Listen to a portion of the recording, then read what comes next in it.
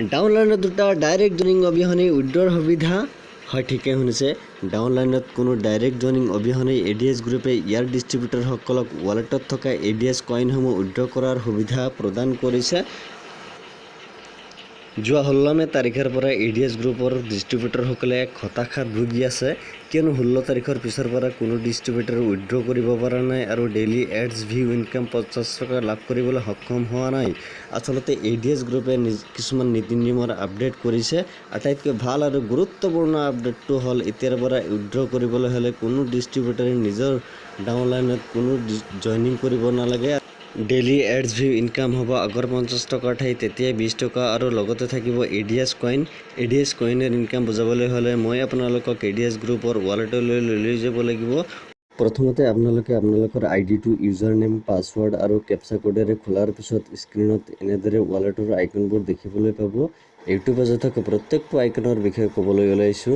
প্ৰথমতে আছে কি ৱালেট এডিএছ কইন, এইটো হ'ব আপোনালোকৰ মেইন ৱালেট। সকলোবোৰ ইনকাম ইয়াতে জমা হ'ব আৰু ইয়াৰ পৰা উইথড্ৰল এডিএছ কইন ইয়াতে ট্ৰান্সফাৰ কৰাৰ পিছত আপোনালোকে উইথড্ৰ কৰিব পাৰিব। তাৰপিছত আহিল ষ্টেকেড কইন। ষ্টেকেড কইন হ'ল এই যে 2500 আপোনালোকে দেখিবলৈ পাইছে 2500।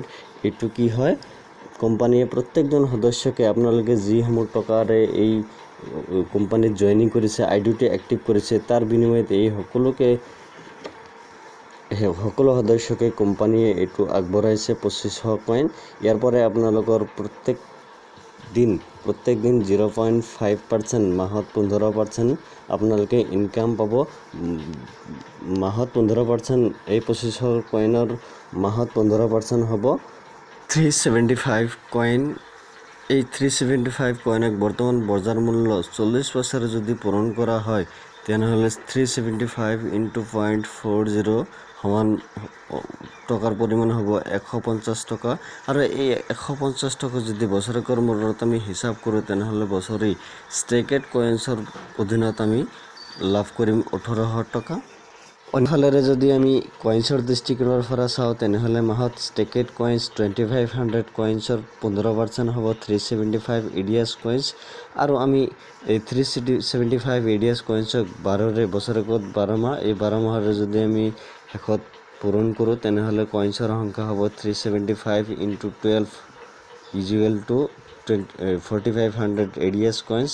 এই 4500 এডিএছ কইনছক যদি আমি 40 পইচাৰে পূৰণ কৰিলে হ'ব 1800 টকা। এই 1800 টকাক যদি আমি 5 বছৰৰ শেষত হিচাপ কৰোঁ তেনেহ'লে 1800 টকা পূৰণ 5 বছৰৰ ইয়াৰ সমান হ'ব 9000 টকা। ভিডিঅ'টোৰ মাজভাগতে এটা আহ্বান জনাব বিচাৰিছোঁ যে আপোনালোক যিসকলে মোৰ চেনেলটোত নতুন আৰু এতিয়ালৈকে ছাবস্ক্ৰাইব কৰা নাই, ছাবস্ক্ৰাইব কৰিবলৈ মই সকলোকে আহ্বান জনাইছোঁ আৰু ন'টিফিকেশ্যন বাটনটো অল অপশ্যনত ৰাখি দিব বুলি আশা ৰাখিছোঁ।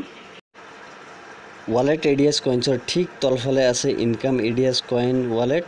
এইটো একাউণ্টৰ পৰা আমি কি কৰিব পাৰোঁ, ইনকাম ৱালেটলৈ ট্ৰান্সফাৰ কৰি আমি দুটা কাম কৰিব পাৰোঁ। এটা হ'ল বেলেগৰ আইডি টপ আপ কৰা আৰু বেলেগটো হ'ল বেলেগ এজনৰ আইডিলৈ এডিএছ কইন ট্ৰান্সফাৰ কৰা। যদি কোনোবাৰ আইডিলৈ এডিএছ কইন ট্ৰান্সফাৰ কৰে তেনেহ'লে সেই কইনবোৰ ষ্টেকেড কইনছৰ অধীনত জমা হ'ব। ইনকাম ৱালেটত কমপক্ষে 200 এডিএছ কইনছ জমা হ'লেহে উইথড্ৰ কৰিব পাৰিব। উইথড্ৰল এডিএছ কইনছলৈ নিব পৰা যায় আৰু উইথড্ৰল এডিএছ কইনছত 500 এডিএছ কইনছ থাকিলেহে উইথড্ৰ কৰিব পাৰিব কোনো ডিষ্ট্ৰিবিউটৰে। 500 এডিএছ কইনছক বৰ্তমান বজাৰ মূল্য 40 পইচাৰে পূৰণ কৰিলে মুঠ টকাৰ পৰিমাণ হ'ব 200 INR বা টকা, ভাৰতীয় টকা। তাৰপিছত আহিছোঁ উইথড্ৰল ৱালেটলৈ। এইটো সকলোৱে ভাল পায়। উইথড্ৰৰ বাবে কি কৰিব লাগিব, আপোনালোকে আপোনালোকৰ ৱালেট পেজৰ একেবাৰে তলৰ মাজভাগত ক্ৰিপ্টো এড্ৰেছ আপডেটত ক্লিক কৰিব লাগিব। ইয়াত ক্লিক কৰাৰ লগে লগে এটা নতুন পেজ খোল খাব য'ত লিখা থাকিব ইউৰ এডিএছ কইন এড্ৰেছ। এইটো অপশ্যনেল হয়। আৰু 2 নম্বৰত থাকিব TRX এড্ৰেছ। আৰু এই উইথড্ৰলৰ বাবে মই এটা বেলেগ ভিডিঅ' বনাম, গতিকে উইথড্ৰলৰ বাবে এইখিনি কৈয়ে আপোনালোকক ৰিজাৰ্ভ কইনলৈ লৈ গৈছোঁ। এই ৰিজাৰ্ভ কইন কি হয়, এই ৰিজাৰ্ভ কইন ৱালেটত থকা EDS কইনসমূহ ক'ৰ পৰা আহিছে এইবোৰ আহিছে 16 মে তাৰিখত আপোনালোকৰ ৱালেটত যিমান টকা জমা আছিল সেই টকাৰে EDS গ্ৰুপে প্ৰত্যেকজন ডিষ্ট্ৰিবিউটৰকে EDS কইনসমূহ কিনি দিছে এতিয়া প্ৰশ্ন হয় এই হিতানত থকা EDS কইনসমূহ ষ্টেকেড কইনলৈ লৈ গৈ ইনকাম বঢ়াব পৰা যাবনে ইয়াৰ উত্তৰ হ'ল ইয়াৰ পৰা প্ৰত্যেক দিন 3 মাহৰ মূৰে 20% 20% আপুনি ৰিলিজ হৈ ইনকাম ৱালেটত জমা হ'ব আৰু এটা প্ৰশ্ন মোলৈ কমেন্ট আহিছিল যে ষ্টেকেড কইন ৱালেটত থকা কইনছবোৰ ট্ৰান্সফাৰ কৰিব পৰা যাবনে নাযাব উত্তৰটো হ'ল নোৱাৰিব কাৰণ আগতে কোৱা হৈছে যে এই ৰিজাৰ্ভড কইনটো হ'ল এক প্ৰকাৰ ফিক্সড ডিপজিটৰ নিচিনা ইয়াতে সময়ে ইন্টাৰেষ্ট পোৱা যাব 2500 কইনৰ 5% দৈনিক 12.5 EDS coins আৰু মাহত এই 2000 টকাৰ 15% 375 EDS coins এতিয়া আহিছো ৰিজাৰ্ভড কইনৰ ইনকামৰ বিষয়ে ৰিজাৰ্ভড কইনৰ যিখিনি আপোনাৰ একাউণ্টত জমা আছিল তাৰে 15% অটোমেটিক ৰিলিজ হৈ ষ্টেকেড কইন ৱালেটত জমা হ'ব উদাহৰণস্বৰূপে মোৰ ID 1390 EDS coins আছে তেনেহলে 1390 EDS coinsৰ 15% হ'ব 208.5 EDS coins ৰিজাৰ্ভ কইন ৱালেটত থকা কইনছবোৰ ষ্টেকেড কইনছত লগাব নোৱাৰি কিন্তু 15% ইন্টাৰেষ্টৰ ফলত পোৱা কইনছবোৰ ইয়াত লগাব পাৰি এই ষ্টেকেড কইনছত নাইবা ৰিজাৰ্ভ কইনছত থকা এই কইনবিলাকৰ 15% যিমান হয় সেইখিনি আমি উইথড্ৰ কৰিব পাৰিম আৰু এটা আপডেট খবৰ হ'ল বৰ্তমান চলি থকা ফ্ৰী জয়নিং নিউ জয়নিং বৰ্তমান ফ্ৰী চলি আছে এইটো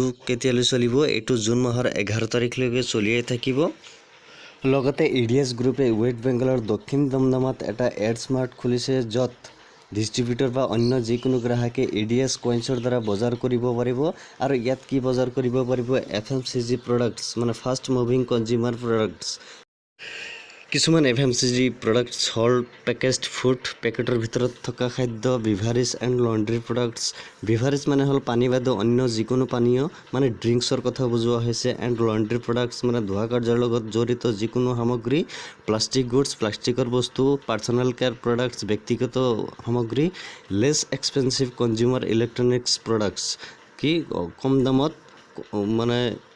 কম দামী মানে ইলেক্ট্ৰনিক বস্তু যেনে ধৰণে কি mobile phones headphones mobile phone আৰু হেডফোন তাৰ পিছত অন্য কিছুমান FMCG প্ৰডাক্টছ হ'ল Parle Amul Clinic Plus Britannia Ghadi detergent Tata products আৰু কলগেট আৰু হুইল কেইটামান বৃহৎ ঘোষণাৰে ভিডিঅ'টো শেষ কৰিব বিচাৰিছো এই ঘোষণাটো হ'ল অহা 11 জুন তাৰিখে EDS গ্ৰুপৰ নিজা এক্সচেঞ্জ EDS পে আৰু EDS ভিউ ইনকাম এই সকলোবিলাক সমস্যাৰ সমাধান হ'ব এই সকলোবিলাক খুলিব ভিডিঅ'টোৰ শেষত ভিডিঅ'টো চোৱাৰ বাবে ধন্যবাদ জনাই এটা আহ্বান জনাব বিচাৰিছো যে যদি আপোনালোকৰ ভিডিঅ'টো চাই ভাল লাগিছে তেনেহলে লাইক শ্বেয়াৰ আৰু কমেন্ট কৰিব